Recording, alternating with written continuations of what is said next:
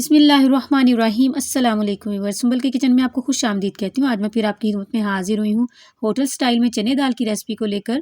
ये बहुत ही ज़बरदस्त किस्म की रेसिपी है। चने की दाल का सालन तो आपने पहले भी अपने घर में बनाया होगा, मगर एक मरतबा आप इस रेसिपी को ट्राई करेंगे ना तो मुझे उम्मीद है कि आपका दिल खुश हो जाएगा। इतनी ज़बरदस्त किस्म की ये चने की दाल की रेसिपी आपको आज बनाना बताऊँगी। खुशबूदार भी होगी और टेस्टफुल भी होगी। तो चलिए इसको बनाना शुरू करते हैं।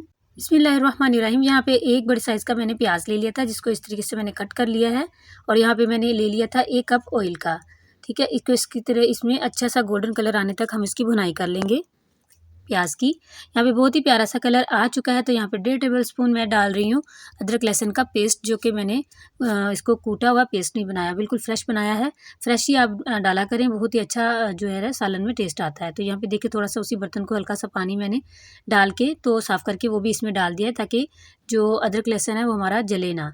तो यहाँ पे 3 अदद मैंने टमाटर ले लिए थे, तो उनका भी मैंने ये इस तरीके से पेस्ट बना के डाल दिया है। अगर आप टमाटर खाना पसंद नहीं करते तो आप इसमें मिर्च मसाला डालने के बाद जो है आप 1 कप दही का भी इस्तेमाल कर सकते हैं। यहाँ पे 4 लौंग डाल रही हूँ।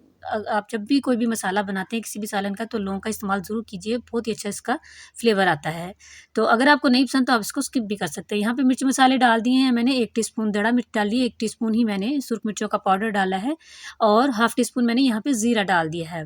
यहाँ पे 1/4 टीस्पून हल्दी डाल रही हूँ। अच्छा, ये कब मैं डाल रही हूँ दोनों चीज़ें, मैंने साथ क्यों नहीं डाली। यहाँ पे 50% जब मेरा मसाला जो है वो अच्छे से भुन गया था ना, तो तब मैंने 1/4 टीस्पून हल्दी डाली और 1 टेबलस्पून मैंने ये खुश्क धनिया का पाउडर डाला। ठीक है, बाकी मसालों के साथ ही मैंने इन दोनों को क्यों नहीं डाला, उसकी वजह कि हम जब पहले ही हल्दी और ये खुश्क धनिया को डाल देती है ना, तो जो मसाला है हमारा वो ब्लैकिश ब्लैकिश सा थोड़ा सा हो जाता है। तो इसको हाफ ये भुनाई इसकी हो जाए तो तब इसको डालें, तो ये इसका कलर बहुत ही अच्छा जो है ना वो मसाले का रहता है। और फिर जिस भी हंडिया के लिए आप बना रहे हैं उसका जो है ना कलर भी बहुत अच्छा रहता है। तो यहाँ पे मसाले की भुनाई बहुत ही अच्छे तरीके से होगी। तो इसमें मैंने थोड़ा सा जो ऑयल ऊपर आया था ना, वो मैंने अलग बर्तन पे निकाल लिया है। तो आप भी ऐसे ही कीजिए। यहाँ पे दाल जो है ये देखें फुल कुक नहीं की, इसमें मैंने जो 5 से 10% इसमें जो है ना कसर छोड़ी है।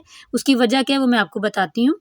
जब हम दाल को फुल कुक करके मसाले में ऐड करते हैं ना, तो फिर जो दाल है वो थोड़ी-सी फीकी-फीकी सी और बदजायका सी लगती है। उसमें कोई भी फ्लेवर जो है मसाले का नहीं आता। अगर आपने थोड़ी-सी कसर छोड़ी हो, तो वो जो उसका हमने उसको पकाना होता है ना, तो वो जितनी वो कच्ची होती है ना, उसमें वो सारा मसाले को अपने अंदर ऑब्ज़र्व कर लेती है, तो मसाले को उठा लेती है ना, तो फिर बहुत ही अच्छा टेस्ट हो। यहाँ पे अगर आपके देखें दाल जब आप उबाल रहे हैं और पानी कम हो, तो आप एक्स्ट्रा पानी डाल सकते हैं। जैसे कि मैंने 1 कप इसमें पानी और डाला था, इतना होना चाहिए। उसके बाद मैंने यहाँ पे 2 अदद लीमू ले लिए थे, जिसको मैंने 4 हिस्सों में कट करके डाला और 5 से 6 जो है हरी मिर्चें डाल दी। बहुत ही अच्छा फ्लेवर भी आता है और इसका टेस्ट भी इन मिर्चों का इस तरीके से डालें तो आता है। 15 से 20 मिनट मैंने इसको लो फ्लेम पे जो है कवर करके रख दिया था।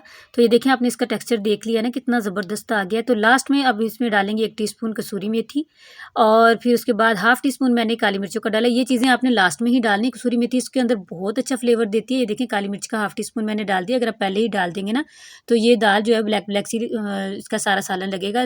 लास्ट में इसमें धनिया मैंने डाल दिया और इसको अच्छे से मिक्स करेंगे सारी चीज़ें डालने के बाद। तो आप इसका टेक्सचर देखें, माशाल्लाह ये बहुत टेस्टी बनी थी। आप इसको एक दफ़ा इस तरीके से ट्राई ज़रूर कीजिएगा।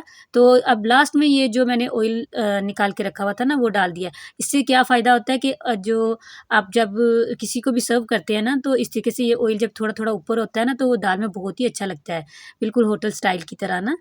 तो अब इसको सर्व कर लेते हैं और धनिया से गार्निश कर लेते हैं। तो मुझे उम्मीद है कि आज की ये रेसिपी भी आपको बहुत अच्छी लगी होगी। ये बहुत टेस्टी बनी थी, आप इसको ज़रूर ट्राई कीजिएगा। इसी के साथ मैं इजाज़त चाहती हूँ। दुआओं में याद रखिएगा अपना और अपनों का बहुत-बहुत ख़्याल रखिएगा। अल्लाह हाफ़िज़।